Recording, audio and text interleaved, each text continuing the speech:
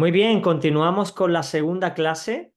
Hemos estado viendo la condición humana, la naturaleza que tenemos y también cómo identificar o detectar qué carácter y qué debilidades temperamentales tenemos para ir mejorando, porque al final no se trata de agachar la cabeza como hace la avestruz y escondernos, se trata de salir, ver y clamar al Señor para que nos ayude a quitar todas aquellas cosas que nos estorban. O por lo menos, ya que la carne no se puede quitar, sí que deje de estorbar, ¿verdad? Que se aparte, se arrincone o como dice el Señor, se crucifique cada día para que podamos seguir a Cristo sin lastres. Porque a Cristo se le sigue de cerca o se le pierde el rastro.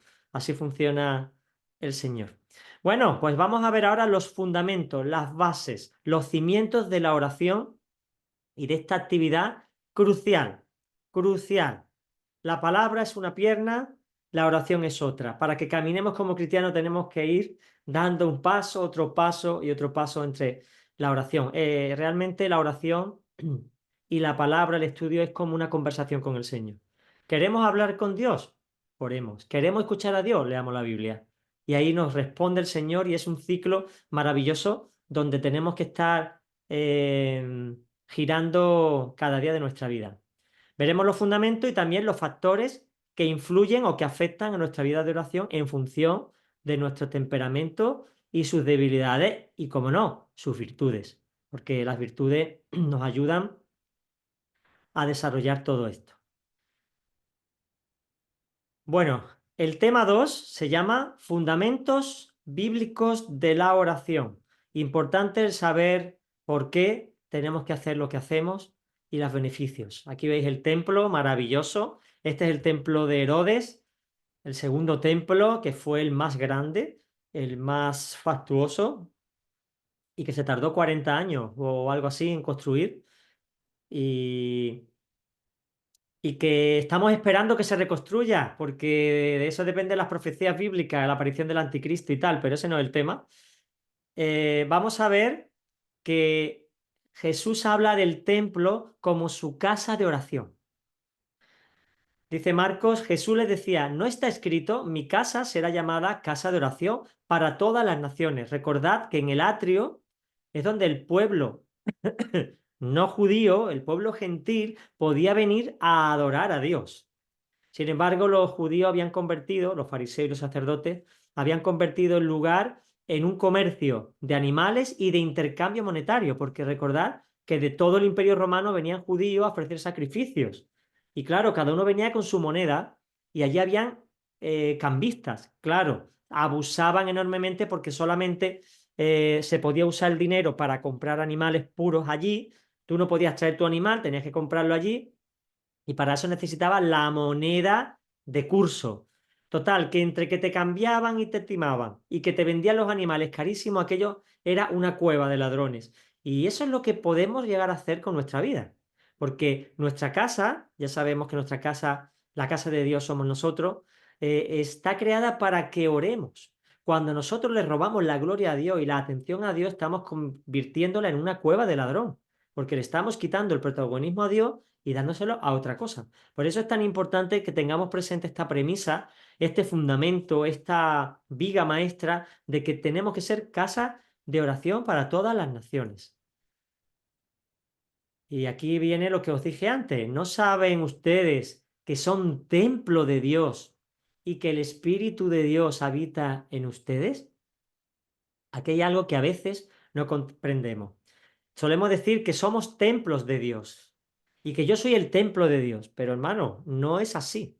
Mira que la palabra templo está en singular, ¿eh? Y ustedes en plural. Luego hay un cuerpo formado por muchos miembros que forman el templo de Dios. Dios habita en la alabanza de su pueblo, Dios habita en medio de su pueblo. Evidentemente, si yo estoy en una montaña sin nadie, Dios está dentro de mí. Pero la iglesia es un solo templo que debe estar unido física, emocional y espiritualmente.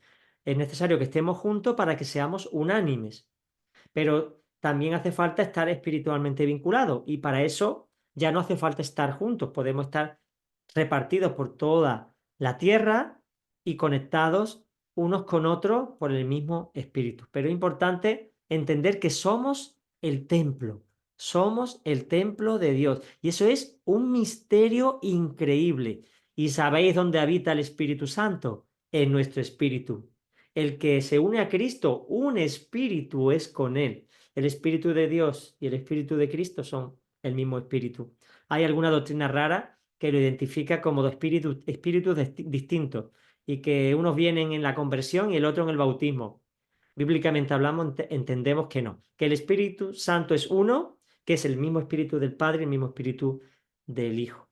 La Trinidad es un misterio maravilloso que Dios tiene que ir desvelando poco a poco. Seguimos adelante. ¿Qué es la oración? Es una herramienta que Dios establece para que sus hijos tengan comunión con Él. Decíamos al principio de la clase primera que el Señor nos creó a su imagen y semejanza y ha transmitido de Él. Nos ha dado atributos o dones heredables, cosas que sí podemos recibir de Dios. Él es un Dios comunicador, es un Dios que le encanta. Por cierto, Cristo tiene los 4 temperamentos, pero tiene las virtudes de los 4 temperamentos y ningún defecto. ¿Entendéis? Por lo tanto, no hay, como le dije una vez a un pastor, pastor, usted tiene un carácter reflexivo. Ay, no me diga eso, por favor. Digo, pero, hermano, es como si te digo que tiene los ojos azules. No estoy juzgando, estoy describiendo una realidad. Parece que es que hay temperamentos malos, temperamentos buenos, en absoluto. Todos los temperamentos son buenos, pero Cristo tiene el temperamento perfecto, el carácter equilibrado y la personalidad más transparente que existe. Por eso yo quiero parecerme a Jesucristo. Cuanto más me parezca a Él, menos debilidades aparecerán en mi propio temperamento. Eso no significa que cuando seamos perfeccionados tendremos los 4 temperamentos. Yo creo que seguiremos con el temperamento con el que hemos nacido. Lo que pasa es que carecerá de ningún defecto que nos impida y nos estorbe avanzar. Así que es la herramienta que Dios tiene para que hablemos, porque Dios, como decía, es un Dios comunicador. Esta comunión es a través de Jesucristo, el cual con su muerte salvó el abismo que había entre su Padre y nosotros. No significa que tengamos que hablar a Cristo para que Cristo hable al Padre. No, no, no. Tenemos comunicación directa al Padre y cuando le preguntaron los apóstoles a Jesús cómo oraremos, el principio es orar así: Padre nuestro. Él es el camino hacia el Padre. Ahora somos hijos del mismo Padre que Jesús y tenemos la misma comunicación o podemos tenerla que Jesús. Y dirá, bueno, ¿y por qué no tenemos nosotros una conversación fluida? ¿Por qué no hablamos, él responde y así? Porque todavía hay muchas cosas que tenemos que, obstáculos en el camino que tenemos que ir salvando. Y además, Dios lo está perfeccionando en la paciencia, en la fe. Por lo tanto, yo le pregunto al Señor muchas veces por qué Él no me responde con la misma fluidez con que yo le hablo. El Señor me dice, sí te respondo a través de la palabra, pero llegará el día, cuando esté en mi presencia, que habrá una comunicación tan fluida que antes de que tú expreses tu opinión o tu pregunta o tu petición, yo lo habré contestado. Es la comunicación perfecta. Ahora mismo estamos en transición. Estamos como el gusano de seda que está formando su capullo para que llegue un momento que vuele como palomita, ¿verdad? Y nosotros estamos ahora mismo eh, en proceso de muerte y de transición, la muerte de la carne y el fortalecimiento de la vida. Es maravilloso los misterios de Dios que han sido revelados a su pueblo. Seguimos. Mira qué bonito el texto de Hebreos. La sangre de Jesús nos abrió un camino nuevo y vivo por medio del velo, esto es, de su carne. Rompió el velo. Y ya sabéis que fue roto de arriba a abajo, que no fue iniciativa del hombre, fue iniciativa de Dios. El romper el abismo, la barrera, el muro que había entre Dios y nosotros. Gracias, Señor, porque ahora tenemos acceso libre a ti. Lo único que estorba es el pecado, evidentemente. Por eso hay que pedir perdón, pero Dios nos ha dado ahora la oportunidad de hablar con el Padre y es misterioso y maravilloso. Gracias porque esa oportunidad nos la ha dado Jesucristo con su sangre preciosa. Vamos a ver la primera parte. Esto ha sido una introducción a los fundamentos de la oración. ¿Para qué quiere Dios que oremos? ¿No sabe Dios todo? no conoce nuestros pensamientos, no sabe lo que vamos a pedir antes de que lo pidamos, pero no ahora, sino siempre, para que Dios necesita que oremos, ¿no? Pues vamos a responder a esta pregunta. Primero, para que respondamos a su amor. Él no quiere que oremos para que Él se entere de las cosas. Él es omnipotente, omnipresente, omnisciente. Él lo sabe todo. En su omnisciencia, Él conoce la presciencia, ¿verdad? Él sabe antes de que ocurra todo lo que va a ocurrir. Pero es para nosotros. La oración está creada para beneficio de nosotros. Y sinceramente, porque a Dios le gusta. Por ejemplo, mi nieto, uno de ellos tiene 2 años. Lo que hace es previsible. ¿Por qué? Porque hace 5 cosas. Habla unas pocas palabras, cuando llega a la casa va por su juguete, se hace el gatito y hace 5 o 6 cosas. Entonces, yo sé lo que va a hacer, pero a mí me gusta que me lo diga. Me gusta escucharlo y me hace gracia. ¿Y será lo mismo de siempre? Sí, pero como lo amamos, como tenemos pasión por nuestros hijos o por nuestros nietos, queremos que ellos se expresen. Ese es el corazón de Dios. Ahora yo, que soy abuelo, puedo comprender a Dios. ¿Por qué Dios quiere que hablemos si somos más pesados que nada? Si siempre estamos con lo mismo y si la mitad de nuestras oraciones son quejas y lamentos y peticiones. Es que a Dios le gusta escuchar nuestra voz, es que a Dios le gusta que le hablemos y que nos dirijamos a Él. Se deleita, hermano. Y no hace falta oraciones.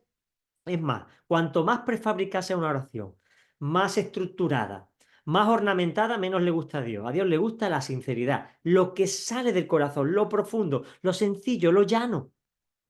Porque Dios quiere que seamos espontáneos y sinceros. Él quiere que respondamos a su amor, Él lo dio todo, porque de tal manera amó Dios al mundo, siendo su enemigo, que entregó a su único hijo, para que todo aquel que en Él crea no se pierda, sino que tenga vida eterna y una comunión íntima con Él. Dios anhela la comunión con cada uno de nosotros. Él no se cansa de escucharnos, Él no se cansa de mirarnos. Cuando estamos durmiendo, Él nos mira, nos ve y se deleita.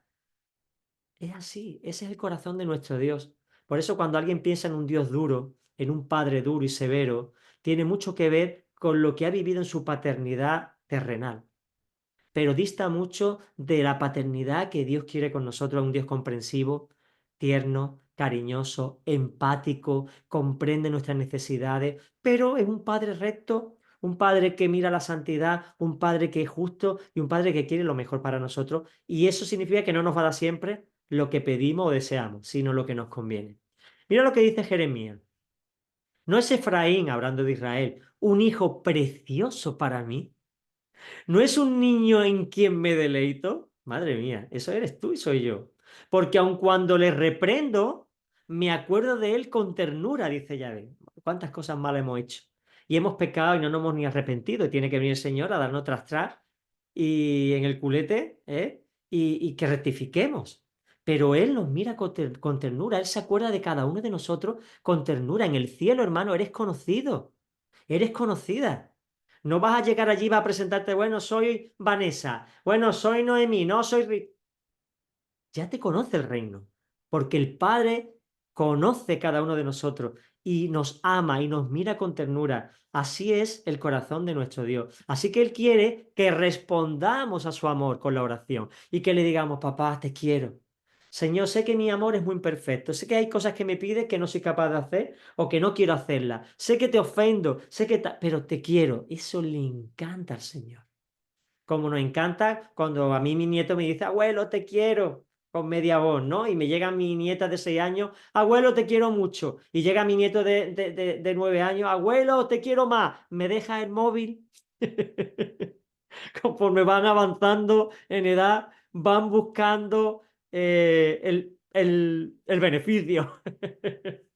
Así somos nosotros, que no sea eso, que busquemos a Dios simplemente por lo que es y porque queremos tener una relación con Él. Por eso la oración es necesaria. ¿Para qué otro motivo? Para que venzamos la tentación. Ya sabéis, las palabras de Jesús son oro, porque Jesús no lo dijo desde la tranquilidad de su casa, lo dijo en pleno tormento, en plena aflicción de la carne, porque recordemos, él tenía carne, lo que no era una carne, o sea, una naturaleza caída, pero él tenía, su cuerpo era débil. Le dolía lo que a nosotros, le atormentaba lo que a nosotros, tenía sus miedos. Jesús lloró ante la tumba de Lázaro, tenía sus expresiones naturales porque él era todo Dios y es todo hombre. Y en plena agonía decía, velad y orad, velad y adorad, honrad al Señor para que no caigáis en tentación. ¿Qué es la tentación? Es el escapar del trono de la gracia, el escapar del sacrificio, el darle al cuerpo lo que pide.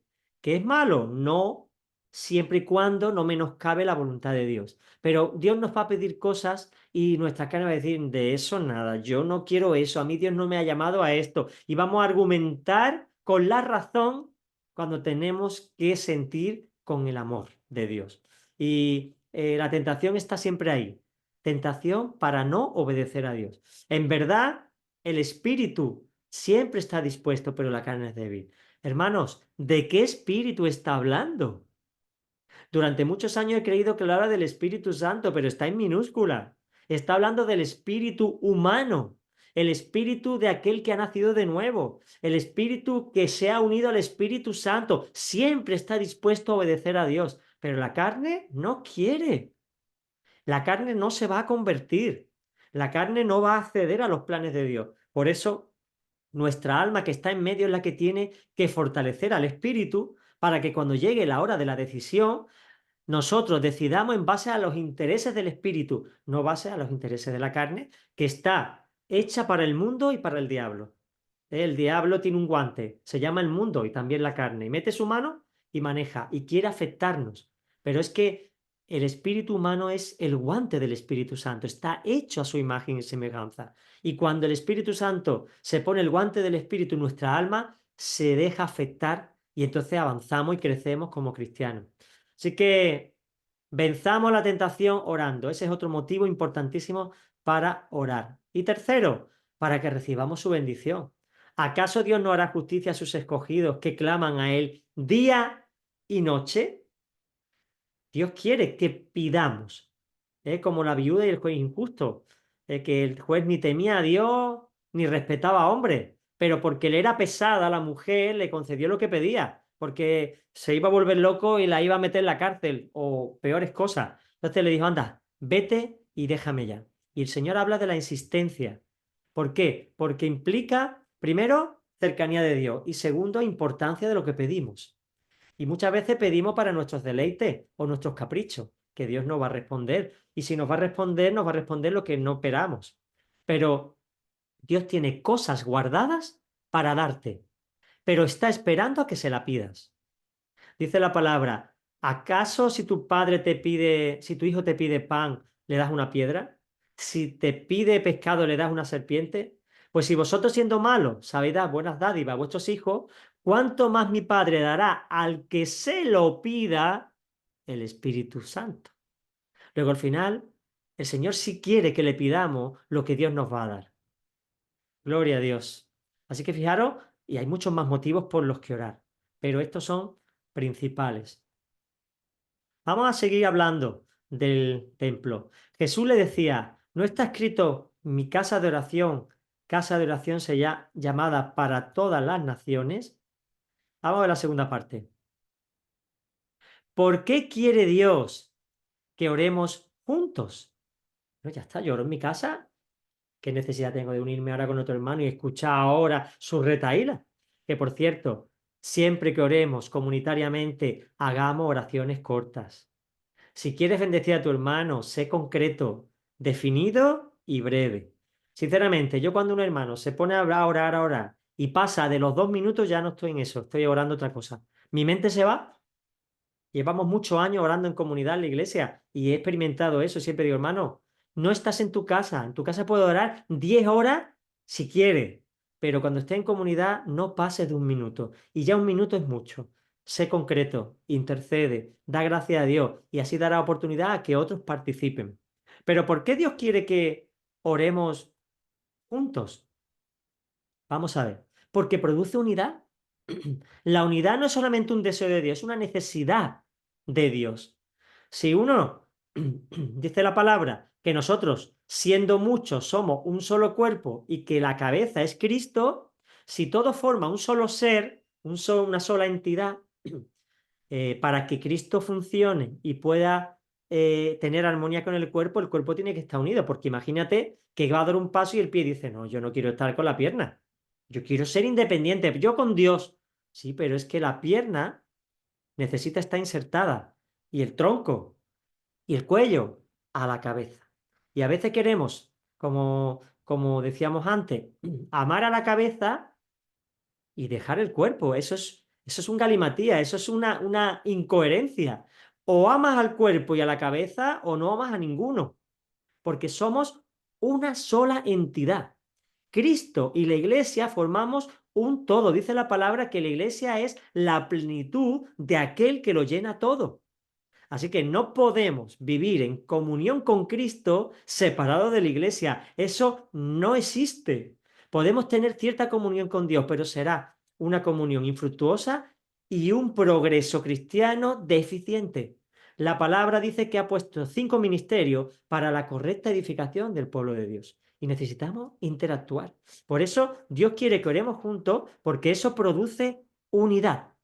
Mira lo que dice Apocalipsis capítulo 7, 9. Una visión maravillosa. Vi una gran multitud incontable delante del trono y del Cordero, vestido de ropas blancas con palmas en sus manos. Esa multitud incontable es la perfecta voluntad de Dios. No separó los pueblos, no separó los idiomas, no separó a nadie por sectores, todos estaban juntos, unánimes, adorando al mismo Dios. La unidad, hermano, es imprescindible. Evidentemente, es difícil que la Iglesia universal esté unida. Entre otras cosas porque hay algunos que están en el cielo ya, ¿no? En la presencia de Dios. Y los que estamos aquí estamos separados y condicionados por este cuerpo que no puede estar en dos sitios a la vez. Pero, en la medida de lo posible necesitamos estar unidos como lo que hemos hecho esta semana en la Semana Unida de Oración, que hemos estado todas las iglesias de la provincia, hemos estado orando juntos y animamos a los pastores a que se unan. ¿Por qué? Porque cuanto mayor es la influencia, o mejor, el número de personas, mayor es la repercusión en el plano espiritual. Así que Dios quiere que formemos esa unidad. Segundo, porque la unidad honra a Dios. ¿Qué hacía esta multitud? Claman a gran voz diciendo, atribúyase la salvación a nuestro Dios que está sentado en el trono y al Cordero. La unidad honra a Dios. En esto conocerán que sois mis discípulos, en el amor que os tengáis los unos a los otros. Por lo tanto, no podemos honrar a Dios teniendo disputas, siendo indiferentes unos a otros y creando división. Así no se honra a Dios. Ni nadie puede ser honrado. ¿Qué honra reciben los padres cuando los hijos están peleados? ¿Qué honra reciben los directivos de una compañía cuando los distintos sectores del grupo no se pueden tratar? Eso no honra a nadie, pero el reino es especial y el reino tiene que honrar. Dice la palabra que hay que darle honra al que merece honra. ¿Queremos darle honra a Cristo? Honremos el cuerpo. Unámonos. Considerémoslo, hermano, como superior a nosotros mismos. Bendigámoslo. Escuchemos su criterio. No seamos sabios en nuestra propia opinión. La palabra no para de hablar de la actitud que tenemos que tener en la relación unos con otros. Someteos unos a otros. Así que gloria a Dios, porque Dios está creando una iglesia sin arruga y sin mancha, cada vez más unida. Y porque la unidad nos hace fuertes. Mira lo que dice Eclesiastés. Más valen dos que uno, porque obtienen más fruto de su esfuerzo. Claro, si dos se ponen a hacer lo mismo, evidentemente el fruto es mayor. Pero además, si cae el uno, el otro levantará al caído. Hay del que cae y no tiene quien lo levante. Por lo tanto, Dios nos ha puesto para que interactuemos, para que nos apoyemos uno a otro. No, no, no, yo dependo de Dios, claro, todo el cuerpo depende de Dios, pero necesitamos fortalecernos unos de otros. Yo te aporto mis dones y tú me aportas tus dones. Y ya no es tus dones y mis dones, ya son nuestros dones. Ya es una sinergia, no es una suma, es una multiplicación. Cuando nos unimos, se multiplica exponencialmente el poder y la gloria de Dios.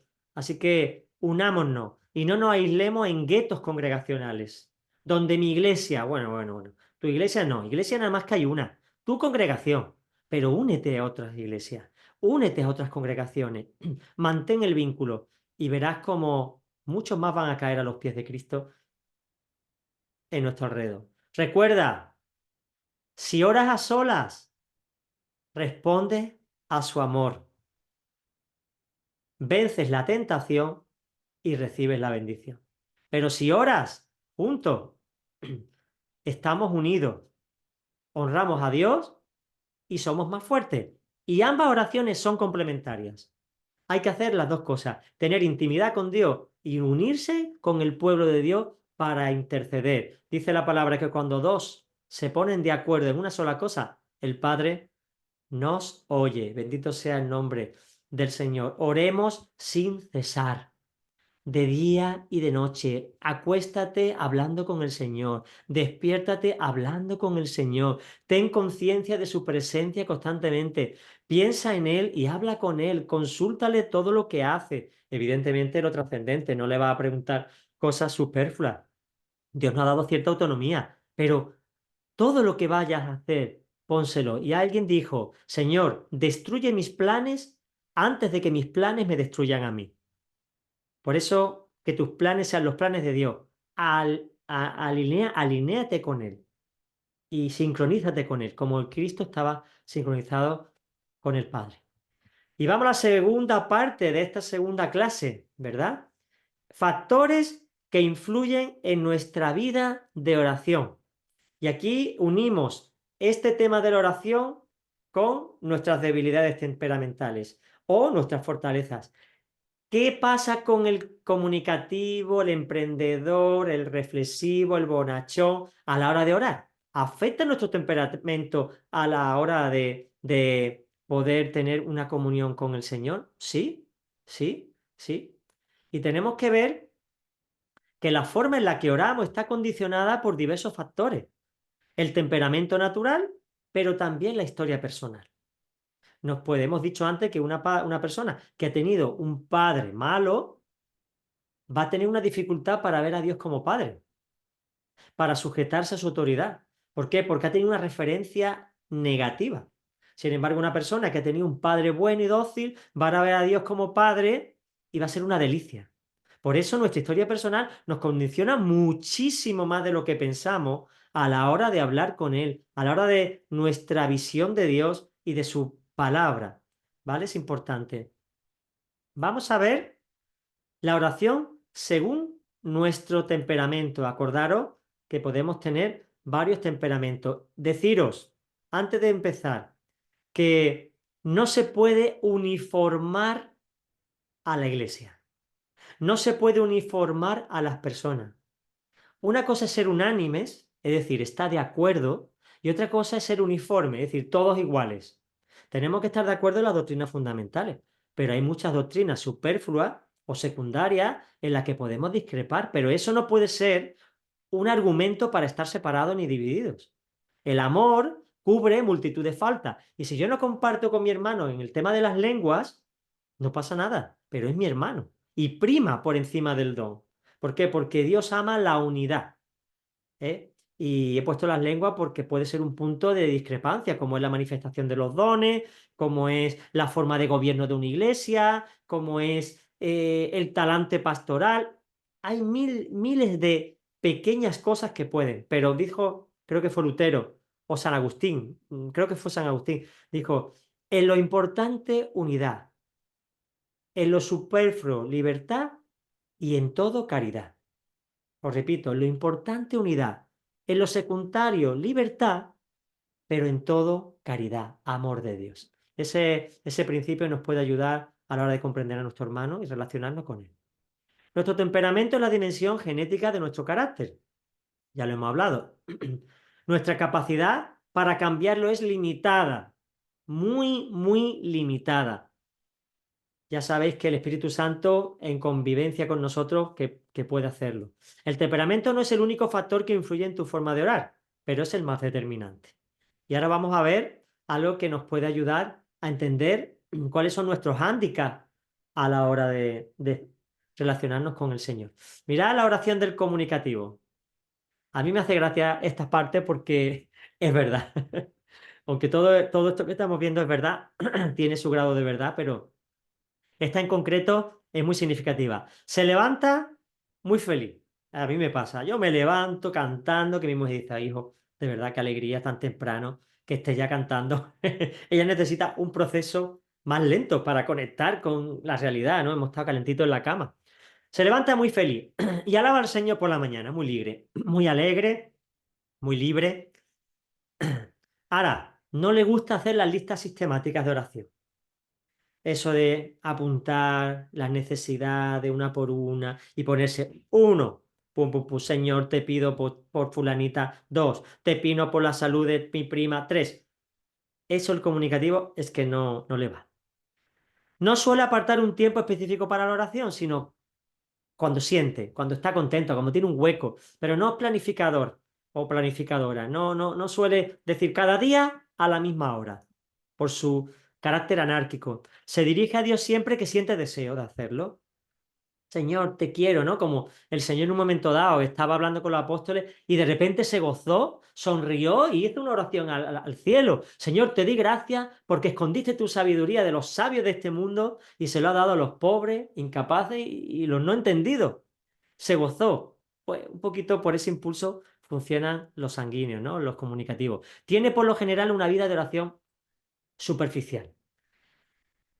Esto se puede corregir, pero la tendencia de una persona comunicativa, expresiva, pues no es una vida profunda de mucho tiempo de orar, suele ser un poquito superficial y no le va demasiado bien la soledad y la vida de contemplación. Eso de orar solo, pero le gusta más el grupo, ¿no? Y se apoya, ¿no? Se apoya con el grupo y ahora veremos que todos estos defectos, o mejor dicho, características, pueden tener estrategias. Y ahí es donde al final de la clase todos podremos aportar. Si tú tienes alguna solución, apúntala y la compartes luego. Yo voy a dar algunas que he leído y algunas que he visto. Por ejemplo, para el comunicativo, una estrategia que le puede ayudar es compaginar la oración con la lectura de la Biblia. Si se le va a la cabeza o se distrae, pues leer la palabra cuando ya te cansas de orar, como tu oración es un poco superficial o corta, si ya dices, es que no sé qué orar, abre la Biblia, lee el trocito por el que va y eso te va a ayudar a seguir orando en función de lo leído. Eso puede ser una buena estrategia, ¿vale? Puede hacer que el extrovertido se centre en el Señor y en lo que tiene que orar. La música, la alabanza, también puede estimularle a permanecer más tiempo en la oración para continuar y hacer un poco más prolongado ese tiempo. Y al comunicativo le va muy bien la música porque como es tan expresivo y es tan emocional, pues seguro que va a poder conectar con Dios mucho más fácilmente con el estímulo de la música. Y también apuntar lo que reciba de parte de Dios hará que se saque el máximo provecho a su tiempo de oración para ponerlo en práctica y no olvidarlo. Estas tres cosas realmente se puede aplicar a todos los temperamentos. ¿Vale? Por eso no lo repito como una solución. Esto puede servir para todos. Ahora veremos cuáles son las debilidades del colérico, mejor dicho, del emprendedor, del reflexivo y del bonachón. Las soluciones son muy comunes para todos. El emprendedor, este prefiere pasar tiempo sirviendo a Dios que hablar con el Señor. Es una persona de acción, de emprender, de actuar, ¿no? Y le cuesta la contemplación, le cuesta un poquito centrarse. Si puede resolver un asunto, prefiere hacerlo a consultar a Dios. Es decir, este es un problema, ¿cómo lo arreglo? ¿Cómo lo resuelvo? No suele contemplar la posibilidad de preguntarle a Dios por la resolución, a no sé que esté desesperado o no tenga recursos. Pero suele ser una persona más autosuficiente e independiente y eso también es un problema. Uno de los enemigos del emprendedor es tener una mente activa. ¿Qué pasa? Siempre está dando vueltas, pensando en las necesidades que hay, en cómo arreglar esto, en que tengo una reunión luego, en que tengo que preparar. Y como tiene una mente muy activa, le molesta a la hora de centrarse. Acordaos de Marta y María. Marta es una emprendedora.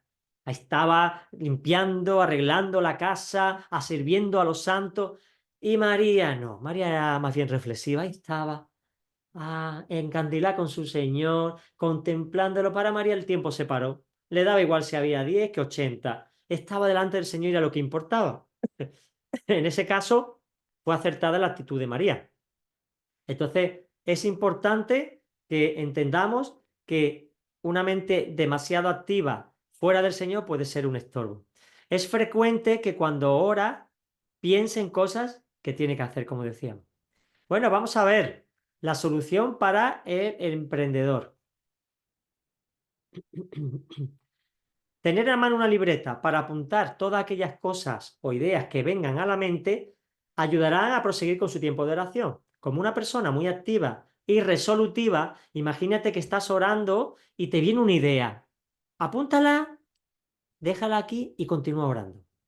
Si no, esa idea se va a apoderar de ti, va a dejar la oración y va a empezar a trabajar en pos de ello. ¿Entendéis? Es una estrategia. Si a alguien se le ocurre alguna más, que la comparta, podemos tener mucha estrategia. Evidentemente, la música, pues también va a ayudar a que el emprendedor deje de pensar, ¿verdad? Y sean las mismas estrategias que el del comunicativo. Alejar el móvil para que no te interrumpa, ¿vale? Porque ya lo que le faltaba al emprendedor es que además de estar pensando en hacer, venga otra a recordarte lo que tienes que hacer.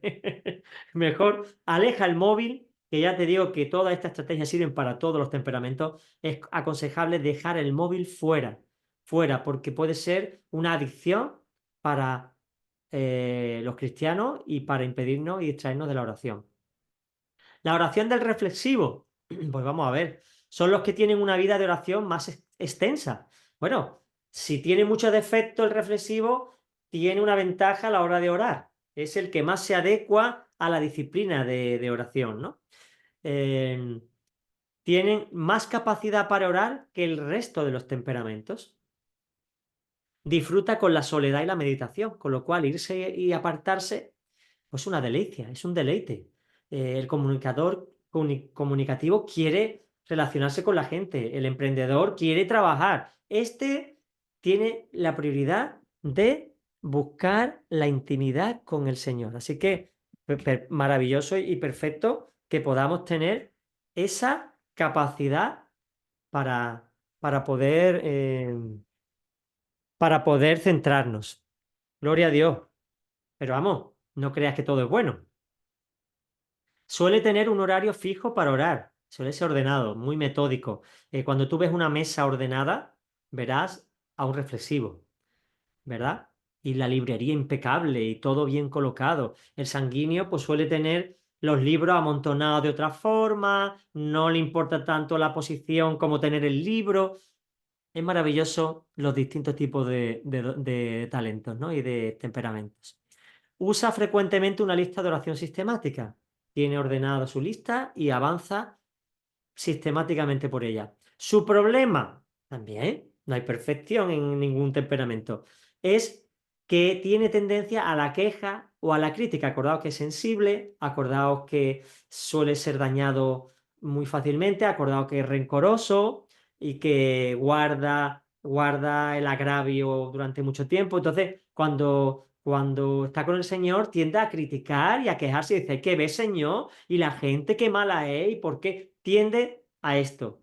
Y tiene también inestabilidad emocional, que puede arruinarle su vida de oración. Acordaos que si estamos tristes y decaídos, quizás nos va a faltar impulso para orar, ¿vale? Igual que para el colérico o como emprendedor, el estar muy afanado con muchas actividades puede ser un estorbo. Y al comunicador igual, estar muy relacionado siempre con todo, le puede perjudicar. ¿Qué hemos puesto como instrumento o solución para arreglarlo? Enfocarse en los beneficios que Dios le da en lugar de lo que le falta. El reflexivo necesita ver lo que tiene y no lo que le falta, no de lo que carece. Y esto nos pasa a todos. Todos tenemos un poco de esto, pero el reflexivo sobreabunda y se queja de su carencia y de los problemas. El reflexivo tiene que enfocarse en los beneficios. Gracias, Señor. Por eso es bueno, no lo he puesto aquí, irte al campo. No sé si lo he puesto. A ver, ¿no? Irte al campo, ver lo bonito de la creación, ver las cosas positivas, disfrutar de lo que tiene y no tanto de lo que te falta, ¿no? Practicar con más frecuencia la oración de acción de gracias. Puede ser otra norma. Gracias, Señor, por lo que me has dado. No, Señor, mira que necesito. No, no, no, no. Tranquilo, tranquilo. Aparca tus necesidades para luego. Empieza dando gracias a Dios. Empieza viendo la bendición de Dios. Empieza lo que tiene, lo que Él te da. Y eso va a reenfocar al reflexivo en el punto de equilibrio correcto. El bonachón, ¿qué pasa? Este tiene problemas para orar. Vamos a ver. Suelen disfrutar de la oración. Son personas que son felices de por sí, ¿no? Y que buscan el lado positivo de todo y que les gusta estar, no hacer, estar. Es movida con pasión por las necesidades de los demás, lo cual les suele motivar y tener el don de la misericordia y de la compasión. Entonces pide por unos, pide por otros. Le encanta la rutina, por lo que tampoco es un problema orar todos los días. Si consigue desarrollar en su vida un tiempo de oración, no lo dejará nunca, porque es una persona estática. Si ha conectado con una estrategia o una dinámica, una forma de vivir y le va bien, no se va a mover. Así que también le beneficia eso a la hora de orar. ¿Cuál es el problema? Que tiene una tendencia a la tranquilidad, a la comodidad, a la somnolencia, le cuesta mantenerse fresco en tiempo prolongado de oración. Muy modosito, quiere estar tranquilo, su siestecita, acordado que era el que más tendía a ser vago, a ser, no quiero hablar vago por no hacerlo muy peyorativamente, pero sí un poco negligente con su responsabilidad o con su servicio. No, no, no es negligente, o sea, cuando se compromete, se compromete. El problema es que no se compromete a mucho. Entonces tiende a ser cómodo en su actitud y eso hace que quizá le estorbe su hora de oración porque no ora mucho. Si lo hace por la noche se va a dormir, si lo hace por la mañana le va a costar despertarse. Entonces hay que buscar estrategia, hermano. Os voy a dar un punto importante. Hay que disfrutar con la oración. Hay que buscar las fórmulas que te hagan disfrutar. No uniformemos la oración. Es que hay que orar así. Es que para honrar a Dios hay que ponerse de rodillas. No, hermano. Si te quieres poner de rodillas, ponte. Yo oro orando, andando. Es mi estrategia. ¿Por qué? Porque a veces estoy cansado, me quedo dormido, me pongo de rodillas y estoy un ratito, pero yo no puedo estar 2 horas orando de rodillas. Hay otros hermanos que sí, que han leído la Biblia 100 veces de rodillas. Conozco el caso de algunos hombres de Dios que he leído. Yo no. Ahora me voy al campo, puedo estar 2 horas andando y 2 horas orando en un sitio tranquilo. Es mi estrategia y así disfruto. Busca tu fórmula, tu estrategia, donde tú disfrutas, donde te encuentras cómodo, porque mejor es estar cómodo y orar más tiempo que hacer un esfuerzo para orar, pero te desconcentras. Busca la estrategia, ¿vale? Oye, eso no significa que no tengas temor de Dios. Puedes en un momento dado ponerte de rodillas, ¿verdad? Pero Cristo no siempre oraba de rodillas. No siempre oraba de rodillas. Y en eso estaba postrado. Pero él se postraba por reverencia a Dios. Y yo lo hago, pero no siempre. Lo hago en momentos determinados. Así que tú buscas la fórmula y no te sientas condenado porque no haces lo que aquel. Porque tú no sabes, yo he escuchado tantas veces que yo no sé orar, digo, hermano, no sabes lo que estás diciendo. Orar es hablar. Y estás hablando conmigo, por lo tanto sabes orar. En vez de hablarle a una persona natural, habla a una persona sobrenatural que se llama Dios. Háblale, porque Él te entiende y Él baja su listón para comunicarse contigo a tu nivel. No hay que hacer fórmulas prefabricadas ni frases retóricas. Hay que ser sincero y sencillo, ¿verdad? ¿Qué solución le damos al bonachón?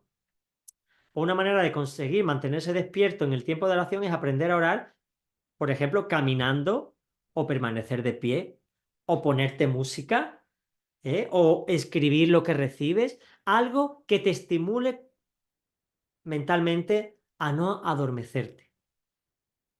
Otra estrategia es orar en voz alta para mantenerse mentalmente activo. Evidentemente hay personas que oran interiormente. El reflexivo suele hacerlo. El comunicativo suele expresar y cantar y expresar exteriormente su oración, ¿no? Cada uno que lo haga a su modo. pero respetémonos unos a otros porque lo importante es orar. La oración según la historia personal. Nuestra historia personal es la biografía, el depósito donde se almacenan los recuerdos. Por eso es tan importante los primeros 5 años de vida. Después podemos tener situaciones traumáticas que nos marquen. Pero los 5 primeros años de vida es donde el carácter se consolida en base al temperamento y en base a lo vivido. Porque los recuerdos son muy importantes. Es el resultado de lo que hemos hecho y de lo que nos han hecho, sea agradable o doloroso. Algunos desearían que el Espíritu Santo, cuando viene a sus vidas, borrara todo lo malo que le ha ocurrido. Pero eso, lejos de ayudarnos, es un problema, es amnesia, porque Dios quiere que usemos nuestro pasado para nuestro presente.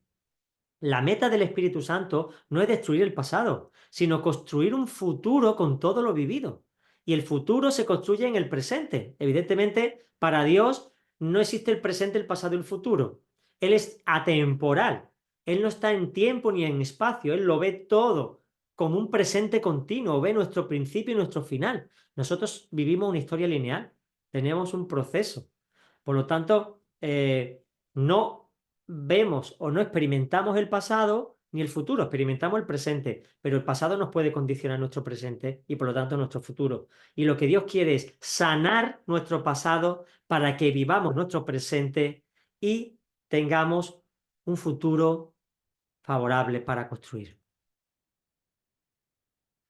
Mira qué texto más bonito. Si uno está en Cristo, es una nueva creación y lo viejo pasó y todo está siendo hecho nuevo. Así que tenemos esperanza en que lo mejor está por venir. La gran batalla. La fe es una tensión entre dos estados. Ya no somos como antes, pero tampoco lo que vamos a llegar a ser. Estamos en transición. Es como un edificio. El principio es un boquete muy grande que se hace. Cuanto más elevado es el edificio, más profunda es el hueco en el suelo. Y hay un tiempo de transición donde tú dices, madre mía, ¿este edificio cuándo se va a acabar? Lleva 2 años. Hay un hotel que están construyendo y es cerca de nuestra casa y ya nos han dicho que el tiempo aproximado de construcción son 2 años. 2 años que vamos a ver algo a medio construir. Bueno, nosotros vamos a estar a medio construir toda la vida porque estamos en proceso de, evidentemente, conforme se acerque el momento de partida, nuestro edificio estará más completo. Pero seguimos incompleto, estamos en reparación. Así que esa es la tensión en la que vivimos. Nuestra meta no es vivir sin problemas, es lo que queremos, sino crecer a pesar de las dificultades a la estatura de Cristo. El manual se llama Hacia la plenitud de Cristo, se llama el manual que escribí. ¿Por qué? Porque es el objetivo. El objetivo es que yo mengüe y Él crezca en mí. Entonces, Cristo es perfecto, es pleno, es completo y hacia ese punto nosotros vamos. Por lo tanto, los problemas son el gimnasio espiritual y emocional de Dios para ir mejorando cada día. Para ello debemos librarnos de los lastres de nuestra vida, el dolor por la culpa de nuestros errores pasados y el dolor por el daño recibido. ¿Vale? Porque la culpa es muy importante. Hay personas que no se perdonan porque se han posicionado en que fue tan malo lo que hizo que no tiene perdón. Pero mira lo que decía Pablo, no soy digno de ser llamado apóstol porque perseguía a la iglesia del Señor. Claro, él lo decía desde el punto de vista de la fortaleza de ser sanado. ¿Por qué sé yo que Pablo estaba sanado? Porque era eficaz en las manos de Dios, porque era poderoso, porque cuando él se ponía a trabajar con la unción del Espíritu, las cosas funcionaban. Una persona que se siente culpable, se siente indigna, no va a dejar que Dios la use, no va a ser eficaz en las manos del Señor, va a estar siempre diciendo no merezco tu gracia. Claro que no la merecemos, pero un hijo merece la gracia del Padre. ¿No? ¿Qué ha hecho un hijo para ganarse los beneficios del padre? Nacer. No ha hecho nada. Se le da estudio, se le da dinero, se le da hobby, se le da ropa, se le da comida, se le prepara hasta que se independiza. ¿Qué ha hecho el hijo? Más bien darte malos ratos, ¿no? Pedir, pedir, pedir, pedir. ¿Por qué se le da? Por gracia. Porque es el corazón del padre, el que ha puesto Dios en los padres naturales. Y Dios hace lo mismo. Entonces la culpa hay que desterrarla, hay que echarla fuera y aceptar el perdón de Cristo. Y es un proceso que a veces es largo y tedioso. Y el dolor por el daño recibido. Hay que perdonar y hay que pedir perdón. Muy bien, estamos ya terminando. El pasado nos da ventaja. Algunos dicen, Dios mío, ¿cómo has permitido que sea usado? ¿Cómo has permitido, dicen algunos, que haya sido maltratado, abusado sexualmente, haber tenido padres malos, haber sido criado en orfanato? ¿Cómo has permitido que me hayan robado o que me hayan dañado de tanta forma? Porque eso nos da ventaja. Una vez que hemos sido sanados, eso es un privilegio, porque vamos a poder ayudar a los demás con recursos que otros no tienen. Dios nos va a utilizar a pesar no solo de nuestro pasado, sino a través de él. Si tú has sido abusado sexualmente, vas a tener mucho más recursos a la hora de ayudar a otro y a la hora de que otro se abra contigo. Cuando tú le cuentes por dónde has pasado, el otro va a tener mucha más libertad y va a ser más fácilmente confrontable con su propio pecado y con su propia necesidad. En Cristo no debemos ver el pasado como un enemigo, sino como un aliado. Así que, olvidando las cosas que quedan atrás, prosigo hacia la meta. Pablo dijo que no merecía esa gracia porque persiguió la iglesia del Señor, pero seguía adelante. No estaba mirando atrás diciendo, Dios mío, qué pecador soy. No, no, no. Él seguía para adelante. Bueno, pues ya está. Ya hemos culminado con esta segunda clase de la asignatura Psicología de la Oración y os vamos a recordar lo que tenéis que hacer para la semana que viene, ¿vale? No os desaniméis ni penséis que es mucho, es asumible y lo único que hace falta es constancia, que podáis hacer el trabajo poco a poco.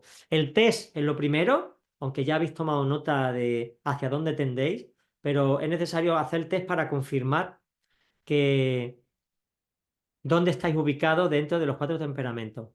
Segundo, según el resultado del test, leamos el capítulo 2 del manual y busquemos las tendencias, las combinaciones. Ahí vais a ver combinaciones de temperamento y las características. Entonces, dentro de los temperamentos que ya con el test sacaréis, básicamente hay uno, dos predominantes. Es raro que haya tres predominantes, ¿no? Pero sí puede ser residual que haya cuatro. Entonces, en base a eso, sacáis vuestras combinaciones temperamentales. Y una vez que hayáis detectado eso, el escrito hacéis en un par de hojas, en Word, eh, una reflexión personal de esos rasgos temperamentales. ¿Qué has detectado? ¿Por qué lo has detectado?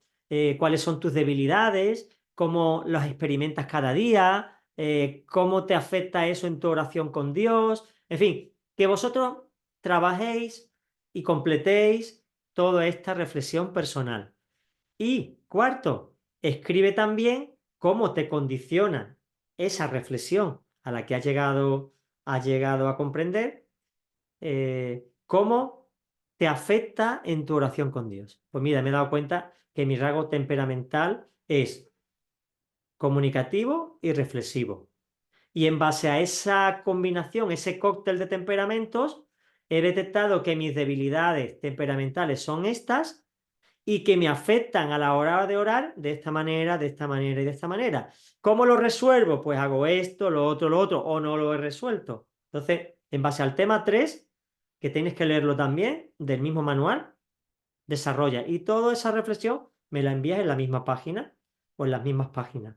Y me lo enviáis cuanto antes mejor para no tener tampoco el cúmulo de eso. No tenéis que enviarme el test, solamente la reflexión con esas dos cosas. Amén.